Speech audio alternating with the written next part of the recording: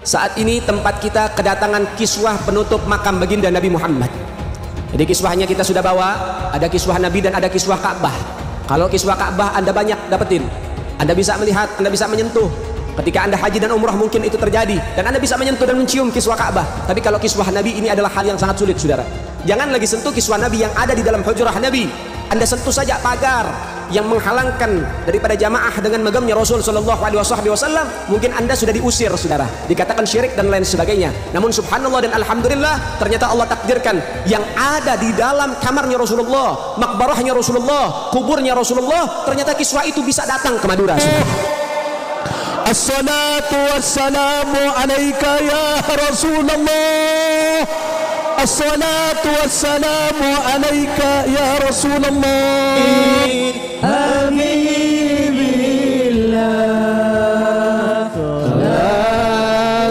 Itu leluhur kami Al-Faqih Muqaddam. Mi'raj satu malam 70 kali Rasulullah Sallallahu Alaihi Wasallam hanya diizinkan Allah Mi'raj ke Sidratul Muntaha seumur hidup satu kali. Ketika ada orang mengatakan bahwa moyang kami bisa Mi'raj satu malam 70 kali, ini telah merendahkan Rasulullah, telah menghina Rasulullah Sallallahu Alaihi Wasallam. Ada lagi berita-berita khurafat. Leluhur kami kalau tidak malu sama Allah dapat memadamkan api neraka cuma dengan kelingking. Menghina Nabi sekarang menghina Allah Subhanahu wa ta'ala. Banyak lagi cerita seperti itu. Leluhur mereka semuanya wali, bisa nurunkan emas dari langit. Yaman itu negeri paling miskin di Timur Tengah. Bagaimana kita percaya dia bisa nurunin emas dari langit? Nah, ini membuat satu faktor menguatnya keraguan saya tentang apa iya cucu Nabi ini kayak begini. Dari 3 disiplin ilmu ini, menurut sejarah, menurut ilmu nasab, menurut ilmu filologi, menurut ilmu DNA, maka muncullah hakul yakin bahwa Ba'alawi bukan keturunan Nabi Sallallahu Alaihi Wasallam. Mitos tentang kesucian Habib di Indonesia perlahan runtuh. Bila semula para Habib seperti Rizik Syihab atau Bahar Smith dipercaya sebagai manusia suci yang harus dipercaya dan diikuti perintahnya, rasa hormat terhadap para Habib pun perlahan memudar. Di beberapa daerah saat ini berulang kali terjadi pembongkaran makam Habib Keramat. Pembongkaran makam ini adalah bagian dari gejala lebih besar pembongkaran kepalsuan tentang Habib sebagai keturunan Nabi Muhammad. Para Habib di Indonesia tidak bisa dianggap sebagai keturunan Nabi Muhammad. Para Habib seperti Habib Rizik Syihab atau Habib Bahar Smith justru melanggar ajaran Islam. Sudah saatnya masyarakat Indonesia tidak lagi percaya pada mitos-mitos tentang Habib sebagai keturunan Nabi yang suci. Habib Bahar berkata, satu Habib lebih utama daripada 70 kiai. Yang ngomong bukan Bahar bin Smith. Itu saya lagi buka kitab, bukan lagi ceramah. Saya lagi ngajar santri, biar santri ini tahu Toriqo Ba'alawi syarifun wahidun, satu Habib afdal min sab'ina aliman, lebih utama daripada 70 alim. Kita lihat sedih sekarang di media sosial, ya Allah. Kalau ada ulama, ada Habib, ada kiai bicara tentang karamah wali, dipotong, diolok-olok, diejek-ejek, dibilang halu, dibilang khurafat. Andai kata ada bicara karomah wali-wali Allah mendapatkan sesuatu yang ajaib, yang dahsyat, yang di luar nalar, itu memang bisa terjadi. Jangan juga ente ingkar. Di dalam akidah Ahlussunnah wal Jamaah dalam Jawharut Tauhid disebutkan wa asbitan lil auliya karama wa man nafaha bidan kalama. Kalau wali punya karomah menurut keyakinan Ahlussunnah wal Jamaah, namanya karomah wali itu ada, fakta, nyata. Wa man nafaha, siapa orang yang menafikan karomah wali apalagi dia ejek-ejek sampai dibilang khurafat, sampai dibilang halu, fan bilang kalam. jawabannya. Itu kata Syekh Ibrahim Al-Laqani. Baraya, di antara orang-orang Ba'alawi itu ada yang memproklamirkan mereka itu memang sangat istimewa. Sedemikian istimewanya sampai ada di antara mereka yang kecerdasannya mampu melampaui Imam Syafi'i. Ada yang karomahnya itu mampu melampaui Syekh Abdul Qadir Jailani. Dan ada di antara mereka yang mampu menurunkan rantai emas dari langit. Ada yang bisa menurunkan hujan susu, ada yang bisa meniup neraka jahanam sampai padam. Ada yang bolak-balik ke surga, ke Sidratul Muntaha 70 kali dalam sehari, dan seterusnya dan seterusnya. Tapi ketika debat nasab, kenapa mereka malah tergantung sekali pada mas-mas Jawa ya? Apakah mas-mas Jawa itu memiliki genetik yang bahkan lebih bagus lagi? Lama menolak Habib, nanti lama-lama menolak Islam. Tidak percaya pada Habib, berarti tidak percaya Habib itu cucu Nabi lah begitu. Maka itu sama saja dengan tidak percaya kepada Islam. Lama-lama akan tidak percaya pada Islam. Apakah Allah dalam Al-Quran pernah mengatakan bahwa Habib ini cucu Nabi?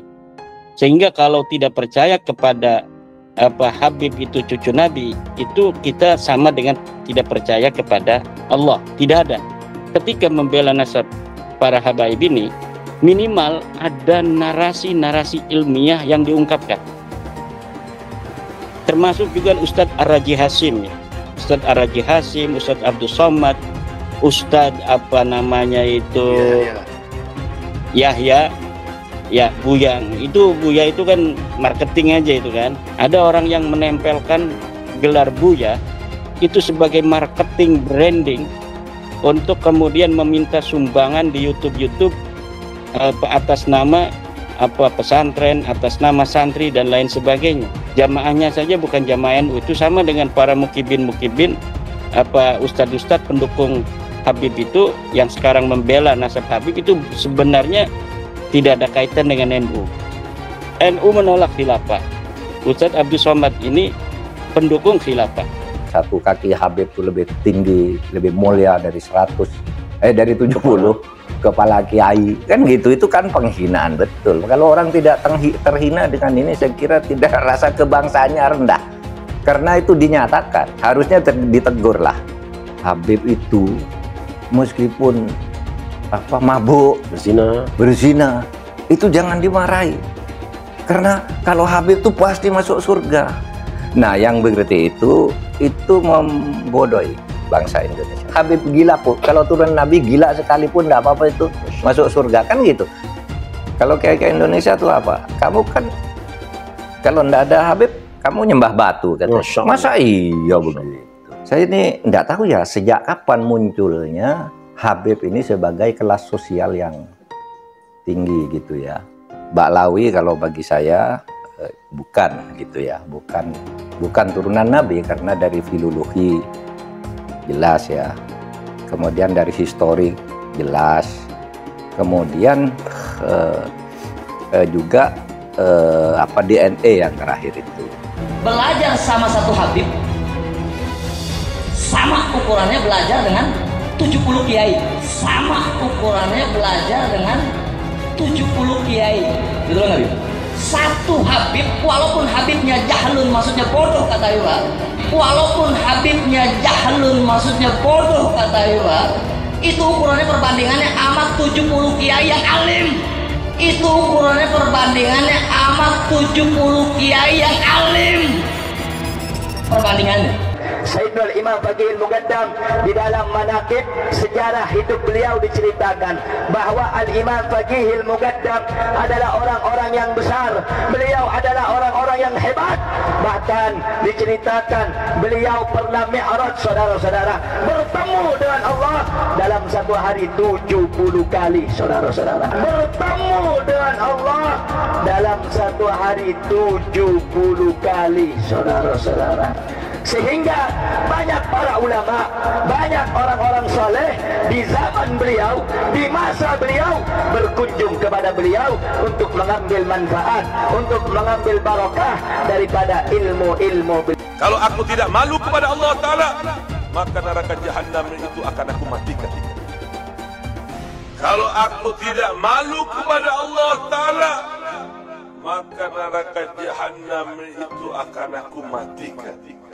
Ketika oleh beliau ada malaikat pencatat amal kejelekan diliburkan oleh Allah Subhanahu wa taala.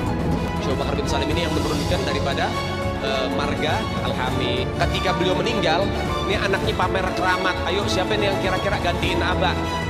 Al-Hamid ngeluarin rantai emas dari langit. Keramatnya Al-Hamid tuh ngeluarin rantai emas dari langit sampai ke bumi. Saya barusan mendapat nikmat dari Allah diizinkan masuk surga. Allah ya. Kita udah dekat dari surga, dengan surga udah dekat ibadah yang mana? Ini warna rumput surga. Bau harum ini bau harum rumput surga. Nek Ahmad Assegaf ora wali, pesawatnya rak balik. Udah mbak. Nek Ahmad membahasakan ya mbak. Ahmad bin Abdurrahman Assegaf ora wali, pesawatnya rak balik. Beliau angkat tangan kepada Allah Subhanahu wa taala sambil mengatakan, ya sama subbil laban walad Abdullah dakhal adan. Wahai yang menciptakan langit, yaitu Allah, turunkan hujan susu. Turunkan hujan susu. Dihujani apa? Susu. Subbil laban, hujankan susu. Walad Abdullah dakhal adan, karena saya anaknya bapak saya Habib Abdullah bin Abi Bakar mau masuk ke kota ini. Gak lama dari selesai doanya beliau langsung hujan susu. Masya Allah. Minta ke Umar Mahdhar, kenapa nggak minta sama Allah Subhanahu wa taala langsung? Sebenarnya kalau kita belajar bahasa, hal-hal seperti ini hal-hal yang badihi dalam ilmu balaghah yang dinamakan dengan al-isnad aqli, isnadul fi'li ila ghairi ma huwa lahu. Kita nyebut ya Umar Mahdhar, pada hakikatnya ya Rab atawajjah ilaika bijahi Umar Mahdhar.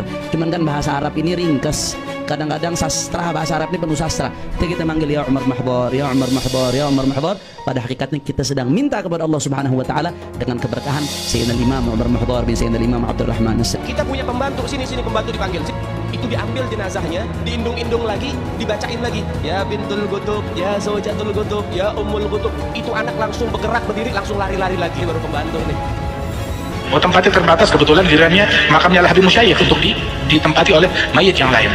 Datang dua penggali kubur, digali kuburannya, saat dibuka tuh papan penutupnya, nggak taunya ngelihat di dalam lubang kubur Al-Habib Musyayikh lagi duduk di atas kursi emas lagi baca Quran. Nengok ke atas pada orang, diam, jangan bilang siapa-siapa, tutup lagi, di tempat masih kepake, cari lubang yang lain. Jangan bilang siapa-siapa. Ada muridnya Habib Salim Jindan namanya Abdurrahman. Nih Bang Maman, kalau kita panggil Bang Maman. Bang Maman ini sholatnya berantakan. Bang Maman ini maksiatnya luar biasa. Ibadah kocar kacir. Habib Salim Jindan dikabarin sama muridnya, Beb, Maman meninggal.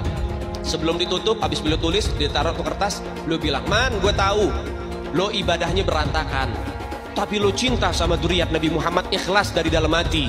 Nanti kalau malaikat munkar nakir datang nanya pertanyaan kubur, jangan lo jawab, Man, lo kasih surat dari gue, lo masuk surga tanpa hisab. Ada satu orang fajir, ketika dia wafat, dia dikuburkan di dekat pemakaman para aulia. Karena ini orang fasik, ini orang fajir, ini orang fasik, maka dalam kubur dia disiksa oleh munkar nakir, saudara-saudara. Ketika dia sedang disiksa oleh munkar nakir, ketika dia sedang diazab oleh munkar nakir, tiba-tiba Faqih Mugannam Muhammad bin Ali Ba'alawi masuk ke dalam kuburnya itu orang.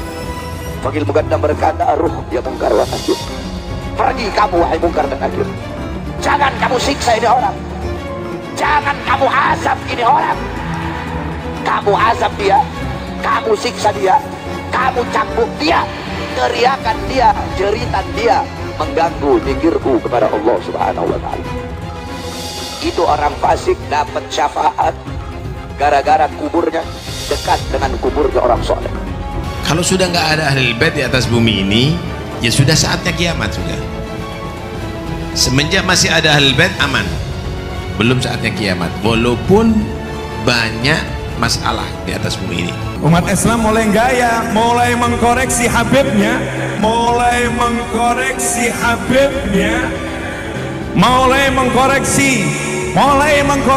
ulama-ulama dari anak cucu Nabi Muhammad SAW. Orang yang seperti itu mirip dengan iblis. Orang yang seperti itu mirip dengan iblis. Sudah dijelaskan, orang yang mati bawa benci sama keluarga Nabi, bukan hanya umat Nabi dia keluar, saudara. Bukan hanya keluar dari umat Nabi, sampai dia keluar dari agama, keluar dari Islam, saudara sekalian. Artinya apa? Tidak ada kesempatan mendapatkan pertolongan dari baginda Nabi Muhammad. Man ahabbahum ahabbahallah. Siapa yang cinta dengan keluargaku para habaib, dzurriyyat Nabi Muhammad, ahlul bait Nabi, maka dia akan dicintai oleh Allah.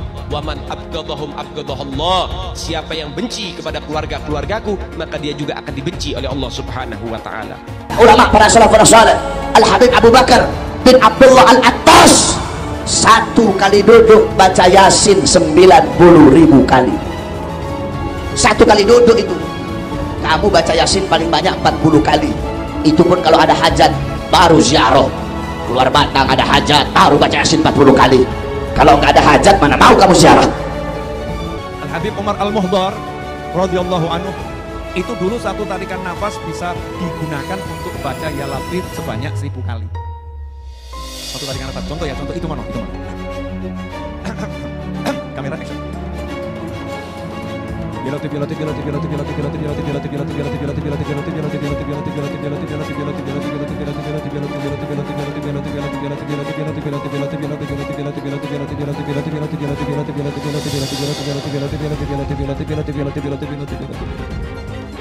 Al-Imam Muqaddam Tsani Habib Abdurrahman Segaf di umur 7 tahun mengkhatamkan Al-Quran dalam satu rakaat salatnya. Bisa kamu ikuti? 33 tahun Habib Abdurrahman Segaf nggak tidur. Ditanya Habib, kenapa kok Habib 33 tahun nggak tidur? Jawab beliau, bagaimana saya bisa tidur? Melihat ke kanan surga, melihat ke kiri neraka, dalam riwayat melihat ke atas arsy-Nya Allah Subhanahu wa taala. Itu amalan beliau. Ini tisu berapa harganya tisu ini? Tapi kalau sudah dilapkan, diusapkan ke mukanya Habib Marco, ini tisu berapa harganya tisu ini? Tapi kalau sudah dilapkan, diusapkan ke mukanya Habib Marco, 200 juta ditawar semua. Aulia yang kita kenal di Indonesia ini, mereka itu aulia dari Yaman, Hadramut, terutama Tarim dan sekitarnya, bagian Muqaddam, Muhajir Allah Indonesia, dan Pulau Jawa Indonesia ini dikatakan bintu Tarim. Ini punyanya aulia Tarim. Tapi kita pernah dengar daripada para salihin bahwa Indonesia ini milik aulia Tarim. Rasa kebanggaan saya terhadap Indonesia itu ternodai oleh sikap-sikap beberapa habaib dan para pejuang Indonesia itu diremehkan. Misalnya cerita bahwa proklamasi kemerdekaan Mei 17 Agustus itu karena bisikan Habib tertentu kepada Bung Karno, itu kan tidak pernah ada dalam cerita itu. Nggak ada Habib, cerita Habib ini nggak pernah ada di dalam sejarah, kecuali dulu menjadi Usman Yahya itu menjadi muftinya Belanda yang mengharamkan kita melawan Belanda. Justru itu Habib yang jelas itu tertulis dalam sejarah. Kalau Habib berbisik ke Bung Karno kapan? Dan tidak pernah ada cerita itu. Nah kalau sekarang lalu Habib, lalu para pejuang dihabibkan semua kan, di Ponegoro, siapa lagi? Imam Bonjol.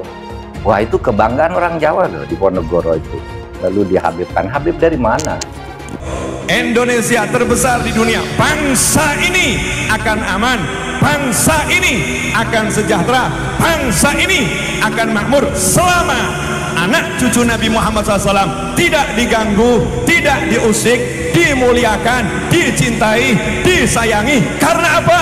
Ada doa dari kakeknya, pemimpin kita semua, baginda Muhammad sallallahu alaihi wasallam. Limited edition ini. Muka-muka impor. Kalau lo kan muka lokal. Hidung pesek, pipi tembem. Mata belok. Persis kayak celengan Semar. Sekarang ada disebut hal ramai, dibicarain di TikTok. Saya punya kakek yang baru jelek-jelekin, Habib Utsman bin Yahya. Dia bilang antek Belanda. Zaman dulu itu Belanda luar biasa loh. Habib Utsman punya langkah. Beliau memang dalam kitabnya Manhajul Istiqamah ada membahas untuk tidak ada pemberontakan. Tapi bacanya yang jelas, jangan cuma pas garis itu aja. Itu di situ disebutkan. Bahkan bukan cuma Habib Utsman, dulu almarhum Kiai Haji Hashim Asy'ari juga begitu. Bahkan bukan cuma Habib Utsman, dulu almarhum Kiai Haji Hashim Asy'ari juga begitu. Dulu almarhum Kiai Haji Hashim Asy'ari juga begitu. Kita sebagai umat Islam tidak pantas menuduh seorang ulama, apalagi ini seorang mufti, ya, seorang mufti yang lebih alim, yang lebih paham daripada Hadratus Syekh Kiai Haji Hashim Asy'ari. Beliau tidak sembarangan. Itu yang angkatnya orang Belanda. Ada namanya Kapiten Patimura. Kapiten Patimura ini adalah sosok kiai besar dari Maluku. Nama aslinya adalah Kiai Haji Ahmad Lusi. Memiliki pondok pesantren besar di Maluku, Indonesia bagian timur. Al-Habib Ali bin Abdurrahman Al-Habsyi Kuitang, beliau yang memfatwakan ketika tanggal 17 Agustus Soekarno membacakan teks proklamasi mendeklarasi daripada kemerdekaan di Indonesia. Beliau di hari Jumat itu, ba'da Jumat beliau fatwakan, sekarang saya fatwakan setiap tanggal 17 Agustus wajib pasang bendera merah putih di rumah-rumah kalian. Siapa yang nyuruh? Itu fatwa Habib Ali bin Abdurrahman Al-Habsyi Kuitang. Bendera merah putih, siapa yang memberikan instruksi kepada Bung Karno untuk membuat bendera merah putih sebagai bendera Indonesia? Itu adalah fatwa Al-Habib Idrus bin Salim Al-Jufri Palu Al-Khairat. Lambang negara Garuda, siapa yang buat? Al-Habib Asy-Syarif Hamid Al-Ghadri dari Pontianak, keluarga baginda Nabi Muhammad. Lagu 17 Agustus, Pramuka, lagu syukur, siapa yang buat? Al-Habib Husain Al-Mutahhar dari Semarang, dzurriyyah baginda Nabi Muhammad. Jadi Anda jangan berpikir, ini habaib di Indonesia jasanya apa? Banyak, itu yang baru kecatat. Itu yang baru ketahuan. Masih banyak lagi daripada keluarga Nabi Muhammad yang tidak mau masuk buku karena perjuangannya ikhlas karena Allah dan Rasul. Siapa Imam Bonjol? Semua pasti bilang pahlawan. Betul apa enggak? Imam Bonjol pahlawan Indonesia bukan? Pahlawan nasional bukan? Sekarang siapa namanya Imam Bonjol? Al-Habib Muhammad Syahabuddin. Beliau habaib dari kalangan bin Syahab. Imam Bonjol itu bin Syahab, masih daripada kakeknya Habib Rizik, saudara sekalian. Itu keluarga daripada Nabi Muhammad, keturunan Sayyiduna Muhammad. Habib Rizik, Habib Rizik gurune aku. Habib Rizik, Habib Rizik idolane aku. Jenggot dan loyalis-loyalis yang mengatasnamakan, yang bertopengkan NU, tapi dalam kenyataannya sangat-sangat bobrok, yang membuat kalian tersinggung. Sangat bodoh kalian. Hancurkan penipu-penipu seperti kalian. Kecil. Norak kalian, bobrok kalian. NU tidak dibentuk oleh Hasyim Asy'ari yang nol besar. Saya tantang kalian. Hasyim Asy'ari adalah sejarahnya sejarah kopinho, sejarah penuh kebohongan. Kalian Pancasila Soekarno, ketuhanan ada di pantat. Hai teman-teman, tahun ini adalah tahun yang bagus untuk trading di market kripto, terutama Bitcoin dan kripto lainnya. Teman-teman bisa gunakan kesempatan ini untuk mencari cuan dengan trading di market kripto. Untuk trading, teman-teman cukup registrasi dengan menggunakan link di kolom deskripsi, lalu deposit, tentukan apa yang ingin kalian tradingkan, lalu tekan tombol buy. Sesimpel itu. Jika ada pertanyaan, teman-teman bisa hubungi WhatsApp di kolom deskripsi. Saya juga mau mengajak teman-teman untuk bergabung di komunitas trading yang ada di kolom deskripsi. Di sana saya akan memberikan sinyal trading yang bisa teman-teman ikuti. Seperti biasa, kalau kamu suka dengan video ini, jangan lupa komen, klik like, dan subscribe. Itu bangganya sudah bermubahalah di depan Ka'bah. Tuhan dipaksa-paksa. Dia nggak ngerti kalau Allah itu maha kuasa, maha pengatur. Dia nggak tahu kalau Allah itu tidak bisa diatur, tidak bisa disuruh-suruh. Contohnya begini, bukti daripada Allah tidak bisa disuruh-suruh. Misalkan nih, saya yakin Ubaidillah itu anak monyet. Jika bukan anak monyet, maka saya bersedia untuk dilaknat oleh Tuhan dalam hitungan waktu. Ini ada Al-Quran. Aku bermubahalah, bismillahirrohmanirrohim. Ya Allah, tolong kalau Ubaidillah itu bukan anak monyet, saya mohon saya dilaknat seketika hari ini juga, ya. disambar petir dalam hitungan ke-10. 1, 2, 3, 4, 5, 6, 7, 8, 9, 10. Ya aku tidak disambar petir, tidak mati, karena Allah tidak bisa didikte. Enak aja Allah disuruh-suruh menjadi wasit. Kalau semuanya dengan mubahalah selesai, ya enak gitu. Kan sekarang sudah ada aturan di dunia kayak apa, pengetahuan di dunia kayak apa. Tidak semuanya diserahkan kepada Allah. Enak aja Allah lalu disuruh-suruh untuk mengadili sengketa dari manusia. Ya nggak bisa. Emang siapa kok nyuruh-nyuruh Allah ngajak-ngajak mubahalah orang lain? Nih buktinya nih, kalau Allah itu tidak bisa didikte, tidak bisa disuruh-suruh. Saya yakin Ubaidillah anak monyet, maka saya akan bermubahalah bahwa bahwa Ubaidillah adalah anak monyet. Enak aja, dia maha kuasa, disuruh-suruh sama Allah, disuruh-suruh sama manusia untuk mewasiti suatu perkara. Contoh nih, Bismillahirrahmanirrahim. Ya Allah, hamba bermubahalah apabila Ubaidillah itu bukan monyet, maka saya bersumpah siap disambar petir dalam hitungan 10. 1, 2, 3, 4, 5, 6, 7, 8, 9, 10. Ya nggak akan tersambar petir, karena Allah tidak bisa didikte manusia gitu. Nanti Allah disuruh menjadi wasit FIFA gitu antara Malaysia sama Indonesia. Jadi kan Ubaidillah itu kan bukan monyet, ya kan? Bukan anak monyet, tapi anak manusia, karena dia mempunyai keturunan manusia. Tapi kan saya yakin dia bukan manusia tapi monyet. Kemudian saya mubahalah, ternyata mubahalah saya tidak dikasih laknat sama Tuhan. Berarti Allah itu tidak bisa didikte dengan mubahalah.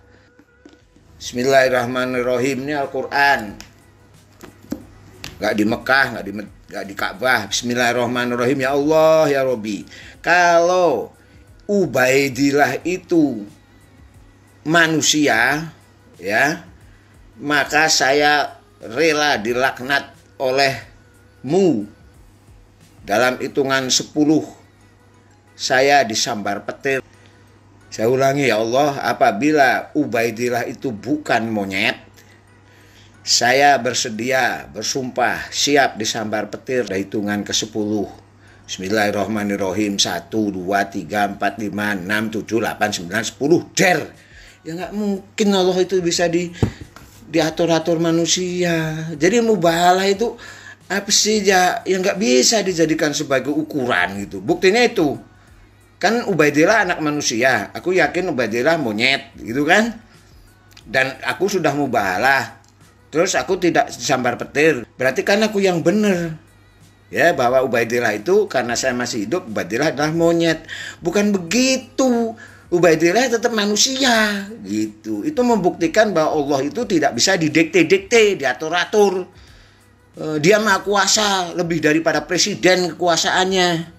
Dia berkuasa seluruh alam semesta, jadi nggak bisa dia diatur-atur sama kamu. Dia kekuasaannya mutlak gitu.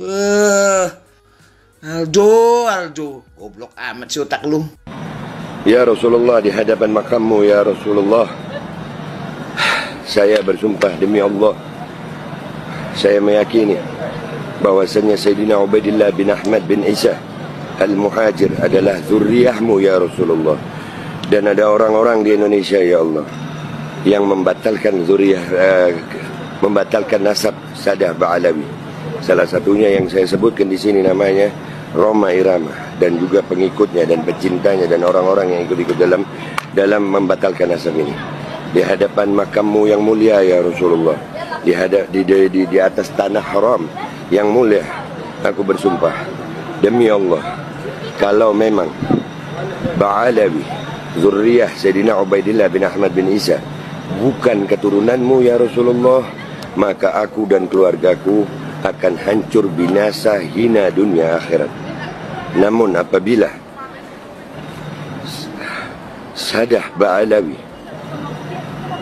adalah zurriyah Nabi Muhammad sallallahu alaihi wasallam, maka Roma Irama, Imad dan semua yang membatalkan nasab Ba'alawi akan celaka, hina. Kau Mbak Alwi ngaku-ngaku cucu Nabi. Saya itu mendengarkan guru kumpul yang di RA. Wah, Masya Allah. Dan apa yang jenengan katakan di RA itulah yang kami rasakan. Ya, itulah yang saya rasakan. Terima kasih, Masya Allah. Enak aja imigran Yaman datang ke sini untuk cari penghidupan di sini, ngaku-ngaku cucu Nabi, tapi akhlaknya bobrok. Ya Allah, terima kasih guru kumpul, dan terima kasih buat semuanya. Kiai Haji Imaduddin, Masya Allah, terima kasih, matur suwun Kiai Haji Imaduddin dan DKK semuanya. Matur suwun adalah keturunan Nabi.